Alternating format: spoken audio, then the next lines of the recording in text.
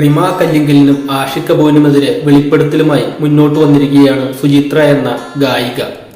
റിമയും ആഷിഖും നടത്തുന്ന പാർട്ടികളിൽ മദ്യവും മയക്കുമരുന്നും ഒഴുകുന്നു എന്നാണ് ഗായിക പറഞ്ഞത്. ഇവിടെ പെൺകുട്ടികളെ ലൈംഗികമായി ഉപയോഗിക്കുന്നു എന്നും സുചിത്ര കൂട്ടിച്ചേർത്തു. പക്ഷേ ഇതൊന്നും മുഖ്യധാരാ മാധ്യമങ്ങളൊന്നും റിപ്പോർട്ട് ചെയ്തതായി കണ്ടില്ല.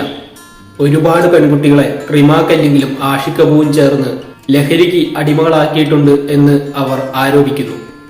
ഈ പെൺകുട്ടികളെ അവർ അവിടെ ലൈംഗികമായി ഉപയോഗിക്കുന്നു എന്ന വെളിപ്പെടുത്തൽ വന്നിട്ടും ഒരു മുഖ്യധാരാ മാധ്യമങ്ങളും ഇത് കണ്ടതായി നടിക്കുന്നില്ല. കഴിഞ്ഞ ദിവസങ്ങളിൽ ഞാൻ കുറച്ച് വീഡിയോകൾ ചെയ്തിരുന്നു. അതിൽ മട്ടാഞ്ചേരി മാഫിയയെക്കുറിച്ച് വളരെയധികം കാര്യങ്ങൾ ഞാൻ സംസാരിച്ചിട്ടുണ്ട്.